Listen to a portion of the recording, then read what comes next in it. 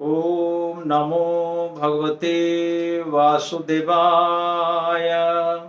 ओम नमो भगवते वासुदेवाय।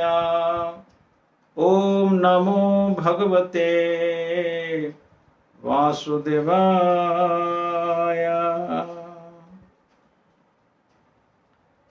हरे कृष्णा।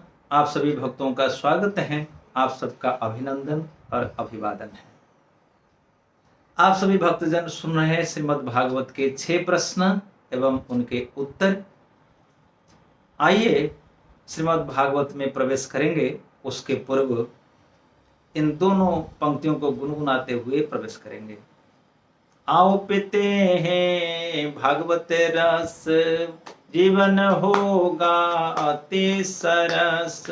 आओ पीते हैं भागवत रस, जीवन होगा सदा सरस, सदा सरस अति सरस।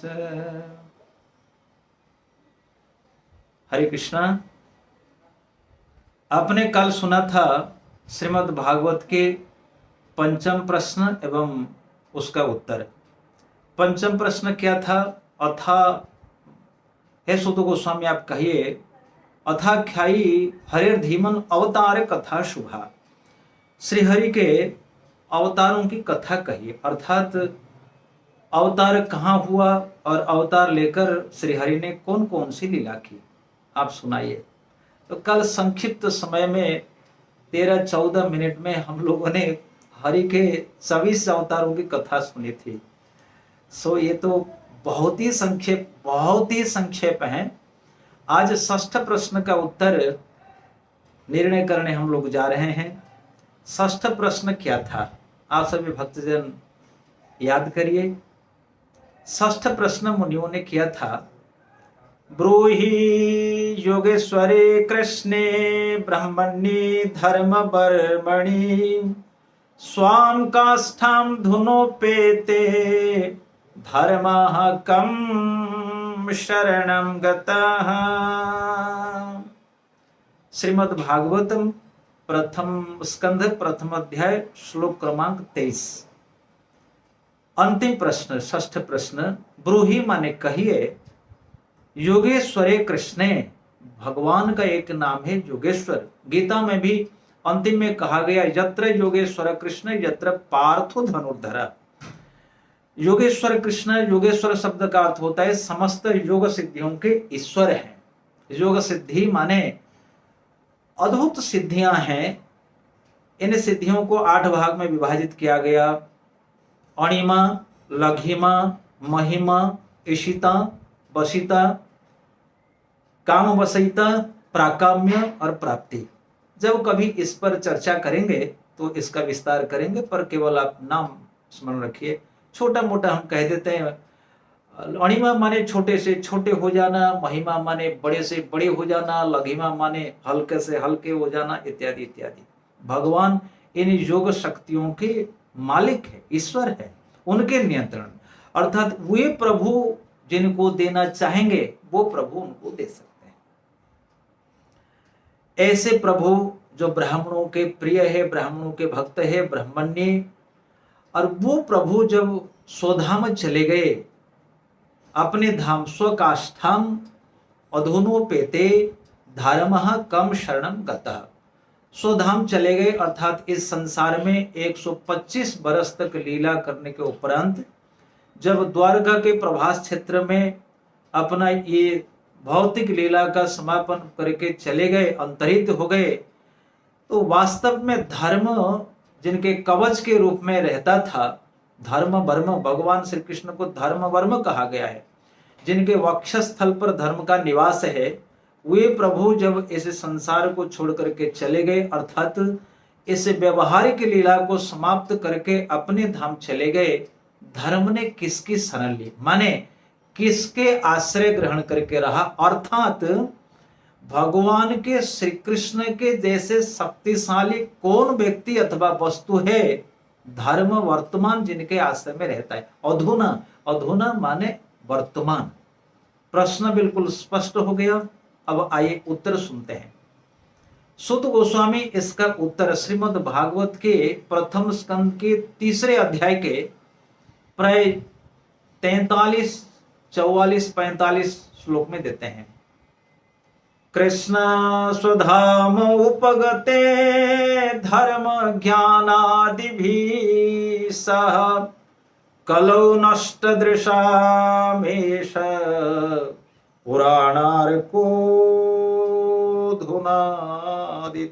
अधुनोदिता। उस प्रश्न में भी अधुना और उत्तर में भी अधुना। अधुना माने वर्तमान। हे ऋषियों, जो आपने प्रश्न पूछा था उसका ये उत्तर है। कृष्ण स्वधाम उपगति धर्म ज्ञानादिभिः सह, जब अपने धाम चले गए धर्म ज्ञान के साथ। अच्छा, धर्म का अर्थ यहाँ भक्तों, यहाँ व्यवहारिक धर्म नहीं है। भागवत में कहा गया धर्म प्रोजित कैतवो अत्र, माने कपट धर्म का परित्याग करना। जिस धर्म में छल नहीं है, जिस धर्म में दिखावा नहीं है, जिस धर्म का आचरण करने से आत्मा परम प्रसन्न होती है, उस धर्म को कहते हैं भागवत धर्म, अर्थात भगवान की प्रेमा भक्ति, अर्थात श्री राधा रानी। तो साफ साफ प्रश्न है कि राधा रानी ने, भक्ति देवी ने किसका आश्रय लिया? उत्तर भी स्पष्ट है, राधा रानी कृष्ण के अतिरिक्त किसका आश्रय नहीं लेगी। भक्ति श्री कृष्ण के अतिरिक्त किसी का आश्रय नहीं लेगी। उत्तर भी प्रश्न है।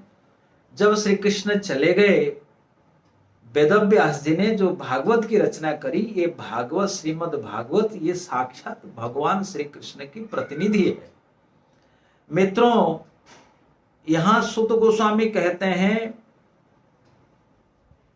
स्वधाम उपगते धर्म ज्ञानादिभिः सह कलौ नष्ट दृश्यामेष पुराण अर्को अधुनादिता। ये पुराण जो है श्रीमद् भागवतम, ये अर्क अधुना उदित हुआ है। उदित शब्द का अर्थ होता है जैसे सूर्य का उदय हुआ है, ऐसा ही भागवत का उदय हुआ, अर्थात इसकी रचना नहीं हुई, इसका संकलन मात्र हुआ है। जैसे श्री कृष्ण नित्य है, श्रीमद् भागवत नित्य है। जैसे सूर्य नित्य है, सूर्य ये रात्रि दिन जो होते हैं ये हमारे नेत्र पथ में होते हैं, पर सूर्य आसमान में हमेशा रहते हैं। यहाँ हमको दिखते नहीं तो वहां दिखते हैं, वहां नहीं दिखते तो यहाँ दिखते। उसी प्रकार ये भागवत हमेशा नित्य सदा के लिए विराजमान है। सो ये पुराण अर्को है।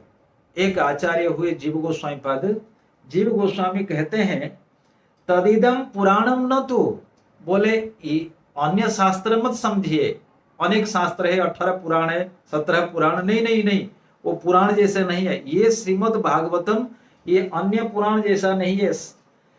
तदिदम पुराणम न तो शास्त्रांतर तुल्यम किंतु कृष्ण प्रतिनिधि रूप एव इति। ये अन्य शास्त्रों के भांति नहीं है, ये तो साक्षात श्री कृष्ण के प्रतिनिधि रूप है, माने साक्षात श्री कृष्ण स्वरूप है। कितनी स्पष्टता है, कितना स्पष्टीकरण है। वो कहते हैं ना, ये श्री कृष्ण का साक्षात प्रतिनिधि है। दूसरी बात है, अन्य शास्त्रों की तुलना दीपक से की जाती है, पर ये तो अर्क माने सूर्य, ये सूर्य के समान है। इसमें यदि हम भगवान को सूर्य के साथ तुलना करते हैं, इससे काफी सारी बातें स्पष्ट हो जाती है। वास्तव में सूर्य के समान भगवान है और भक्त कमल के समान है। जैसे सूर्य उगता है, यहाँ धरती पर कमल खिलते हैं, ऐसे ही है। जैसे आसमान में चंदा उगता है तो यहाँ धरती पर कुमुद खिलती है, उसी प्रकार सूर्य के समान कृष्ण है और भक्त कमल के समान है। सब मित्रों, यहाँ पर स्पष्ट है कि कृष्ण चले गए, कहाँ गए, उनका उदय कहाँ हुआ? मथुरा गिरी में उदय हुआ, और द्वारका से प्रभास क्षेत्र में वो अस्तगिर में अस्ताचल में चले गए। एक उपमा है, एक रूपक है, परंतु उनके जाने के बाद वो कहीं नहीं गए। ठीक उस समय उद्धव जी उनके पास थे। उद्धव जी ने रो रो करके कहा, प्रभु आप इस धराधाम को छोड़ करके चले जाओगे, संत जन, वैष्णव जन, भक्तजन किसके आश्रय लेकर के रहेंगे? निर्गुण की उपासना करना अत्यंत कठिन है। आप थे, आपके आश्रय में भक्तजन अपने जीवन का अतिबाहित करते थे, उनको ना चिंता थी ना किसी प्रकार की कोई परवाह। तो प्रभु आप चले जाएंगे, हम वैष्णवजन कैसे जीवित रहेंगे? तो भगवान ने थोड़े समय के लिए सोचा, सोचने के बाद एक अद्भुत लीला हुई। क्या हुआ? भगवान में जो तेज, भगवान से जो तेज निकला, वो तेज कुछ समय के लिए भगवान के उस दिव्य शरीर का परित्याग करके ऊर्ध्वगामी हुआ, और वो तेज श्रीमद् भागवत में सबके देखते देखते प्रविष्ट हो गया। ऐसा भागवत में लिखा हुआ है, स्वकीयम यद भवेत् तेजो तच्च भागवते दधात् तिरोधायो प्रविष्टोयम श्रीमद् भागवतार्णवम्। स्वकीयम यद भवेत् तेज तच्च भागवते दधात्, अपनी जो शक्ति है, अपना जो तेज है, अपने भागवत में रखा। भागवते दधा तिरोधाय प्रविष्टोयम, आपका तिरोधान नहीं हुआ, आप कहीं नहीं अंतरित हुए। तिरोधाय प्रविष्टोयम, आप केवल अदृश्य हो गए मनुष्य नेत्रों के सामने से, पर प्रविष्ट, अब प्रविष्ट हो गए। अयम श्रीमद् भागवतार्णवम, ये भागवत रूपी सागर में, जैसे क्षीर सागर में आपका निवास है, इसलिए हे प्रभु आपका ये भागवत सागर में भी निवास है। जब से आपने भागवत में प्रविष्ट किया, प्रवेश किया, तब से तेनेयं वाङ्मयी मूर्तिः प्रत्यक्षा वर्तते हरेः, सेवनात् श्रवणात् पाठात् दर्शनात् पापनाशिनी। तेने अयम, भगवान के प्रविष्ट होने के कारण ही यह भागवत शास्त्र, ये साक्षात श्री कृष्ण की प्रतिमा है, ये श्री कृष्ण का विग्रह है। भागवत और श्री कृष्ण में कोई अंतर नहीं है मित्रों, ये साक्षात। इसलिए प्रत्येक घर में भागवत शास्त्र विराजमान होना चाहिए। जिनके घर में भागवत नहीं है मित्रों, वो भागवत, वो घर नहीं है, वो तो गीदड़ का बिल है, ऐसा भागवत में कहा गया है। सेवनाथ, यदि कोई व्यक्ति से भागवत का सेवन करता है माने इनके सिद्धांतों को आत्मसात करता है। श्रवणार्थ, और संतों के मुख से, गुरु के मुख से श्रवण करता है।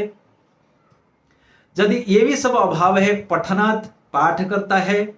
यदि ये भी नहीं करता है, दर्शन करता है, भागवत को दर्शन करके, भागवत की परिक्रमा करके उन्हें नमन करता है। सद्य पापनाशिनी, पाप को नष्ट करने के लिए सबसे उत्कृष्टतम पद्धति यही है, भागवत को नमस्कार किया जाए, प्रणाम किया जाए। ओम नमो भगवते वासुदेवाय, यही साक्षात नंदन है मित्रों। ये करने से क्या होगा? उद्धव जी डिक्लेयर करते हैं, उद्धव जी अनाउंस करते हैं सारे समाज के लिए, क्या होगा? दुख दारिद्र्य दौर्भाग्य पाप प्रक्षालनाय चाह काम क्रोध जयार्थम ही कलौ धर्मो अयम ईरितः। देखिए क्रम में कहा गया, ध्यान पूर्वक सुनिए।